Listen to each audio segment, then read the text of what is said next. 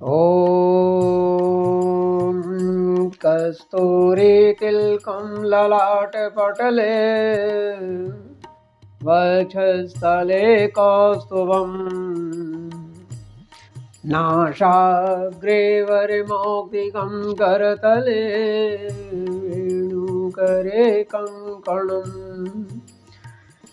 सर्वाङ्गे हरिचन्दनं सुललितं कण्ठे च मुक्तावली गोपस्त्रीपरिवेष्टितो विजयते गोपालचूडामणिम् नमो दिव्यै मा दिव्यै शिवाय सततं नमः नमः प्रकृत्यै भद्रायै नियता प्रणता स्मृताम्। आज मैं श्रीमद् भागवत महापुराण की प्रथम खंड के षष्ठ स्कंद के अथ त्रयोदशोऽध्याय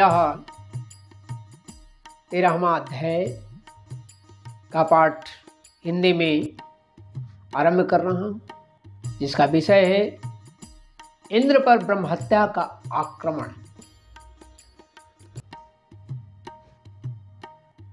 जैसा कि आप जानते हैं, इससे पूर्व मैंने वृत्तासुर की पूरी कथा बतला दिया और वह त्वष्टा के यज्ञ से उत्पन्न होने के कारण, त्वष्टा के द्वारा उत्पन्न होने के कारण वह ब्राह्मण कुल में था। इसलिए ब्राह्मण का वध होने के फलस्वरूप ब्रह्महत्या उनको लगा, इंद्र को, और वे अब किस परेशानी में फंस गए वो आपको मैं बतलाने जा रहा हूँ। ब्रह्महत्या एक चंडालिनी की तरह, वह उसका रूप रंग बड़ा ही भयंकर है। वो इन पर आक्रमण कर दिया है, जो इसके पूर्व में भी उनको ब्रह्महत्या लगी, जैसे जल, पृथ्वी, स्त्री और पेड़ पौधे को देकर के ब्रह्महत्या से मुक्ति पाया था। अब जो है ब्रह्महत्या लगा है, अब इसके लेकर के अब इनकी परेशानी बढ़ गई है। ब्रह्म हत्या जो है वह एकदम चंडालिनी की तरह दिखती है, काली कलूटी है, उसके पीछे, उनके इंद्र के पीछे पीछे दौड़ती आ रही है और जिसके भय से इंद्र भाग रहे हैं। अब आपको बतलाएंगे वे कहाँ जाकर स्थिर हुए हैं और कितने वर्षों तक कैसे रहे, इसका वर्णन। इनका आगे चल करके ब्रह्महत्या से उद्धार कैसे हुआ, इसका वर्णन करूँगा। उसके बाद मैं यह भी बतलाऊँगा आपको कि ये वृत्तासुर वास्तव में था कौन, पूर्व में क्या था। इसकी जीवनी भी मैं अगले 14वें अध्याय में बतलाऊंगा। तब तक के लिए अभी हम ब्रह्महत्या के बारे में जानेंगे कि इंद्र को ब्रह्महत्या लगा तो उसका क्या परिणाम हुआ। सुखदेव जी कहते हैं कि हे महादानी परीक्षित, हे राजर्षि परीक्षित, वृत्ते हते त्रयो लोका विनाशक्रेण भूरिद सपालाय भवन् सद्यो बीज्वरा निर्वृतेन्द्रिया देवर्षि पितृभूतानि दैत्या देवगणा देवानुगा स्वयं प्रतिजगमुः स्वधिष्ण्यानि ब्रह्मेशेन्द्रादयस्ततः। सुदेव जी कहते हैं कि परीक्षित, वृत्तासुर की मृत्यु से इंद्र के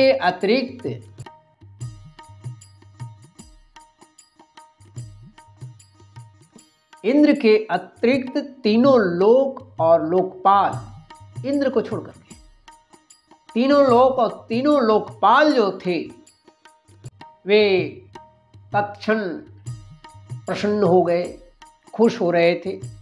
उनका भय, उनकी चिंता भी जाती रही थी। अब चिंता नहीं था, भय नहीं था। युद्ध समाप्त होने पर देवता, ऋषि, पितर, भूत, दैत्य और देवताओं के अनुचर जो गंधर्व लोग थे, ये सभी युद्ध के समाप्त होने पर बिना इंद्र से पूछे हुए चले गए, गायब हो गए, अपने अपने लोक को लौट गए। इसके बाद ब्रह्मा, विष्णु, महेश यानी शंकर आदि सभी चले गए। इंद्र भी अंत में चले गए। राजा परीक्षित ने पूछा, सुखदेव जी से राजा परीक्षित ने पूछा कि भगवान, मैं देवराज इंद्र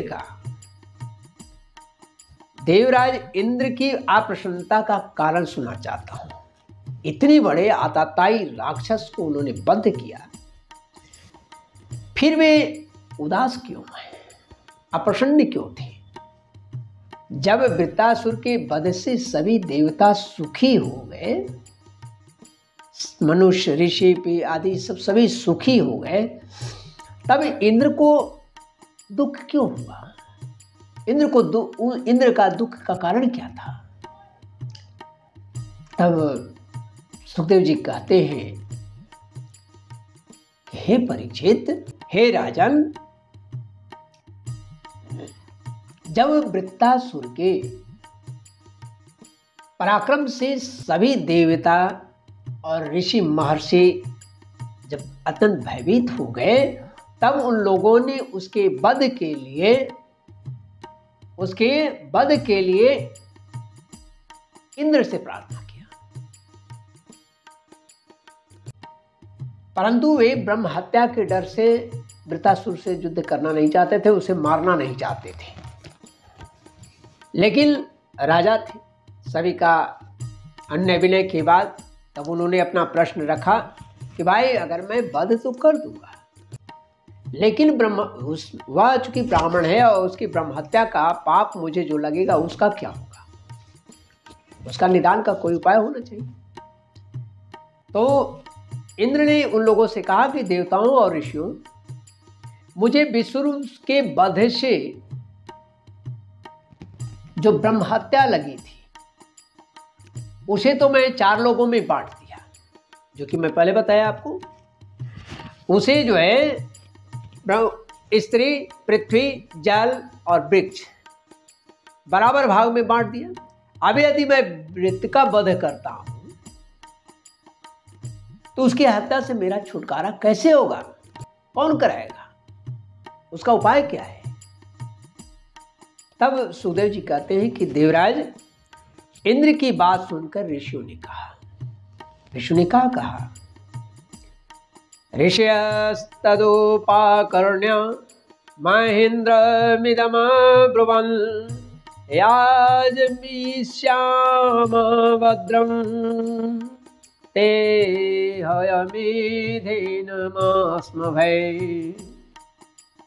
हयमेधेन पुरुषं परमात्मानमीश्वरं इष्ट्वा नारायणं देवं मोक्षसेऽपि जगद्वधात्। देवराज, तुम्हारा कल्याण हो, तुम्हारा जय हो। तुम तनिक भी भय मत करो। मैं अश्वमेध यज्ञ के द्वारा मैं तुम्हारे लिए अश्वमेध कराकर तुम्हें सारे पापों से मुक्त कर दूंगा। अश्वमेध यज्ञ के द्वारा सबके अंतर्यामी, सबके मालिक, सबके रक्षक, सबके स्वामी, जो सर्वशक्तिमान परमात्मा नारायण हैं, नारायण देव की आराधना करके तुम संपूर्ण जगत का वध के पाप से मुक्त हो जाओगे, ऐसा महर्षियों ने कहा। तो सभी जब मुक्त हो जाओगे, ये तो वृत्तासुर की बात है। वृत्तासुर से क्या होना है? तुम संपूर्ण जगत का भी अगर वध कर देते हो तो भी मेरे अश्वमेध यज्ञ तुमसे जो कराऊंगा उससे मुक्त हो जाओगे। इस तरह से ऋषियों ने इंद्र को समझाया। तो देवराज भगवान के नाम कीर्तन मात्र से ही ब्राह्मण, पिता, गौ, माता, आचार्य, पत्नी आदि की हत्या करने वाले जो महापापी कहलाते हैं, कुत्ते का मांस खाने वाले चांडाल और कषाय भी शुद्ध हो जाते हैं। जितने बड़े जघन्य अपराध करने वाले हैं, जब वे शुद्ध हो जाते हैं तो ये तो वृत्तासुर आतताई था। इसमें आपको डरने की कोई बात नहीं है, मैं उससे मुक्त कर लूंगा। तम स्वमेधेन महामखेन श्रद्धान्वितोऽस्माभिरनुष्ठितेन हत्वा ब्रह्मचराचरं त्वं न लिप्यसे किं खलनिग्रहेण। ऋषियों ने कहा कि हम लोग अश्वमेध नाम का महायज्ञ का अनुष्ठान करेंगे। उसके द्वारा श्रद्धापूर्वक भगवान की आराधना करके तुम ब्रह्मा पर्यंत समस्त चराचर जगत की हत्या के भी पाप से लिप्त नहीं रहोगे। फिर इस दुष्ट को दंड देने के पाप से छूटने की बात ही क्या है?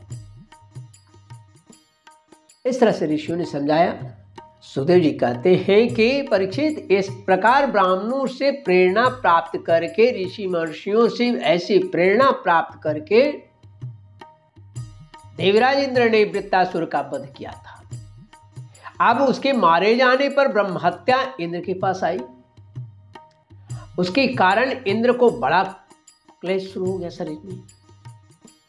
शरीर में बड़ा क्लेश शुरू हुआ, बड़ी जलन सहनी पड़ी। उन्हें एक क्षण के लिए भी चैन नहीं था, बेचैनी में रह रहे थे वो। सच है, जब किसी संकोची सज्जन पर कलंक लग जाता है तब उसके धैर्य आदि गुण भी उसे सुख नहीं देते हैं। वह अंदर ही अंदर जलने लगता है, जलता रहता है। वह धैर्य आदि जो गुण हैं वो भी उसे सुखी नहीं कर सकते, नहीं कर पाते हैं। देवराज इंद्र ने देखा कि ब्रह्महत्या साक्षात चंडाली के समान उनके पीछे पीछे दौड़े चले आ रही है। बुढ़ापे के कारण उसके सारे अंग जो है कांप रहे हैं, वो थरथराए ऐसा कर रही है। वह क्षय रोग से ग्रसित भी है और उसे क्षय रोग जो है सता रहा है। उसके सारे वस्त्र खून से लथपथ है। वह अपने सफेद सफेद बालों को बिखेरे हुए इंद्र को खदेड़ रही है और कह रही है, ठहर जा, ठहर जा। इस प्रकार चिल्लाती वह चली आ रही है। उसके श्वास के साथ मछली का दुर्गंध, उसके श्वास से ऐसा लग रहा है कि सड़े हुए मछली की सी दुर्गंध आ रही है। ये ब्रह्महत्या का स्वरूप बतला रहा हूं मैं। ऐसा लगता है जिसके कारण सारे मार्ग दूषित हो गए हैं वायु के संयोग में आने से। राजन देवराज इंद्र उसके भय से दिशाओं और आकाश में भागते फिरे। अंत में कहीं भी शरण न मिलने के कारण उन्होंने पूर्व और उत्तर के कोने में स्थित मानसरोवर में वे शीघ्रता से प्रवेश कर गए। देवराज इंद्र मानसरोवर के में जो कमल था, उस कमल नाल में 1000 वर्ष तक ना, तो कमल नाल के तंतु में 1000 वर्ष तक छिप कर रहे। न उन्हें भोजन प्राप्त हुआ उस समय, 1000 वर्ष तक न जल प्राप्त हुआ। भूखे प्यासे उसी कमल नाल में बेचारे वे छिपे रहे, निवास करते रहे और सोचते रहे कि आखिर यह कब तक, आखिर मेरा उद्धार कब होगा, कैसे होगा, कौन कराएगा, मेरा ब्रह्महत्या से छुटकारा कैसे मिलेगा। यही बात वे उस कमल नाल में बैठे बैठे सोचते रहते, प्रभु का स्मरण करते। उनको भोजन मिल नहीं पा रहा था। कारण क्या था? गौर से देखें तो आपको समझ में आएगा कि इंद्र जो भोजन करते हैं अग्निदेव के मुख से, और जल और अग्नि में दोनों एक साथ नहीं रह सकते, तो जल में छिपे हुए थे, और अगर जल में छिपे हुए थे तो अग्नि भोजन देते कैसे? तो इसी कारण था कि वो बिना अन्न जल के 1000 वर्ष तक उसमें रहे। तो उसका परिणाम क्या हुआ? ये धीरे धीरे इस उपवास के कारण शुद्ध भी हो गए, शुद्ध भी होते चले गए। और तो कहाँ अग्निदेवता कमल तंतु में जा नहीं सकते थे जल के कारण। तो जब तक देवराज इंद्र कमल तंतु में, कमल के नाल में, कमल के डंटी में रहे, तब तक अपनी विद्या, तपस्या और योग बल के प्रभाव से राजा नहुस स्वर्ग का शासन करते। जब तक वो इसमें रहे, नाल में रहे, तब तक नहुस, राजा नहुस जो थे वह स्वर्ग पर शासन कर रहे थे। परंतु जब उन्होंने संपत्ति और ऐश्वर्य को देखा तो और उसमें रहते रहते वे मदान्ध होने लगे, अहंकार उत्पन्न हो गया उनमें। इतना ही नहीं हुआ, मद से अंधे होकर उन्होंने इंद्र की पत्नी सची के साथ वे अनाचार करने का प्रयास किया था, नहुस जो थे से। तब सची ने उनसे ऋषियों का अपराध करवाकर, उनसे जो है ऋषियों का अपराध करवाया। जैसे ऋषि लोग असंतुष्ट हो गए और क्रोध में भर गए और उन्होंने श्राप दे दिया। तो ये जानबूझ के सची की थी, ऋषियों का अपराध करवाकर उन्हें श्राप दिला दिया। और जैसे ही उन्हें श्राप मिला, परिणाम क्या हुआ? वही राजा नहुस सर्प बन गए। ततो गतो ब्रह्मगिरोपहूत ऋतंभर ध्यान निवारिताघ पापस्तु दिग्देवतया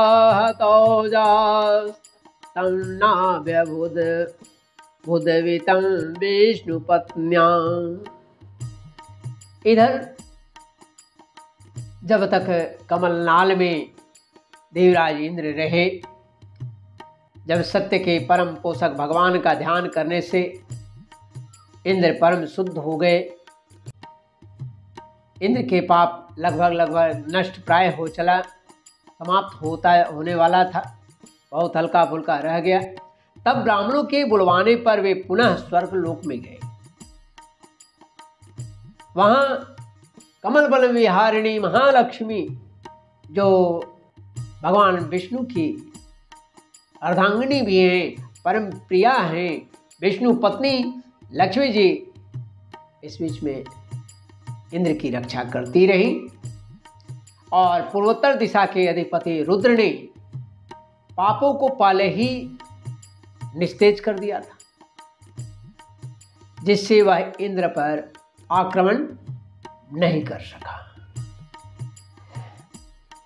परीक्षित, इंद्र के स्वर्ग में आ जाने पर ब्रह्मर्षियों ने वहां आकर भगवान की आराधना के लिए इंद्र को अश्वमेध यज्ञ की दीक्षा दी। उनसे अश्वमेध यज्ञ करवाया। जब वेदवादी ऋषियों ने उनसे अश्वमेध यज्ञ कराया, तब देवराज इंद्र ने उस यज्ञ के द्वारा सर्वदेव स्वरूप कौन? पुरुषोत्तम भगवान नारायण की भगवान की आराधना की, तब भगवान की आराधना के प्रभाव से वृत्तासुर के वध की बहुत बड़ी पाप राशि जो था इस प्रकार भस्म हो गया, जैसे सूर्योदय के होने से कुहासे का नाश हो जाता है। तो कोहरे का नाश हो जाता है, उसी प्रकार इंद्र के पाप राशि संग जल गया। जब मरीचि आदि मुनीश्वरों ने उनसे विधि पूर्वक अश्वमेध यज्ञ कराया, तब उसके द्वारा सनातन पुरुष यज्ञपति भगवान का आराधना करके इंद्र सब पापों से छूट गए और पूर्वक फिर वे पूजनीय हो गए। चूंकि कलंकित आदमी पूजित नहीं हो सकता है। आगे कहते हैं, इदं महाख्यानम से पापमणम् प्रक्षालनं तीर्थपदानुकीर्तनम्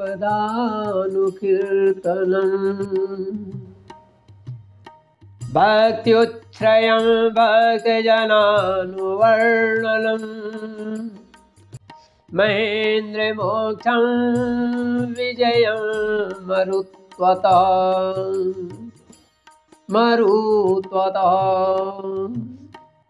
हे परीक्षित, इस श्रेष्ठ आख्यान में अर्थात इंद्र और वृत्तासुर का, इंद्र की विजय, उनकी पापों से मुक्ति, भगवान के प्यारे भक्त वृत्तासुर का वर्णन हुआ है। इसमें तीर्थों को भी तीर्थ बनाने वाला भगवान के अनुग्रह आदि गुणों का संकीर्तन है। वृत्तासुर के द्वारा जो स्तुति भगवान के द्वारा हुआ है, भगवान के लिए हुआ है, वह स्तुति तो खैर कहनी क्या है। तो इसके कारण तीर्थों को भी यह तीर्थ बनाने वाला भगवान के अनुग्रह आदि गुणों का संकीर्तन है। यह सारे पापों को धोकर बहा देता है, धो डालता है और भक्ति को बढ़ाता है। बुद्धिमान पुरुष को चाहिए कि वे इस इंद्र संबंधी आख्यान से को सदा सर्वदा पढ़े, सदा सर्वदा सुने और विशेषतः पर्वों के अवसर पर तो अवश्य इसका सेवन करें। यह धन यश को बढ़ाता है, विजय प्राप्त करवाता है शत्रुओं पर और पाप से मुक्त करवाता है। साथ ही साथ यह आयु और मंगल की अभिवृद्धि करता है। इस प्रकार श्रीमद्भागवत महापुराणे पारमहंस्यां संहितायां षष्ठ स्कंदे इंद्र विजयो नाम त्रयोदशोऽध्यायः। इस प्रकार श्रीमद्भागवत महापुराण की प्रथम खंड के षष्ठ स्कंद के था त्रयोदशोऽध्यायः। 13वां अध्याय इंद्र पर ब्रह्महत्या का आक्रमण यहाँ हिंदी में समाप्त होता है। त्रुटियों के लिए क्षमा करेंगे। श्रीमन्नारायण नारायण नारायण गोविंद नारायण नारायण नारायण श्रीमन्नारायण नारायण नारायण माधव नारायण नारायण नारायण श्रीमन्नारायण नारायण नारायण गोविंद नारायण नारायण नारायण मंगल भवनय मंगलहारी मंगल भवनय मंगलहारी द्रवहु सो दशरथ अजीर बिहारी। दीन दयाल विरद समभारी, हरहु नाथ मम संकट भारी। श्री राम जय राम जय जय राम, श्री राम जय राम जय जय राम। दीन दयाल विरद समभारी, हरहु नाथ मम संकट भारी। श्री राम जय जय राम। श्री कृष्ण गोविंद हरे मुरारी, हे नाथ नारायण वासुदेव। श्री राधे कृष्ण कृष्ण कृष्ण हरे हरे, श्री राधे कृष्ण कृष्ण कृष्ण हरे हरे, श्री राधे कृष्ण कृष्ण कृष्ण हरे हरे। बोले लक्ष्मी नारायण भगवान की जय। राधा रमण बिहारी लाल कृष्ण चंद्र की जय। हनुमत लला की जय।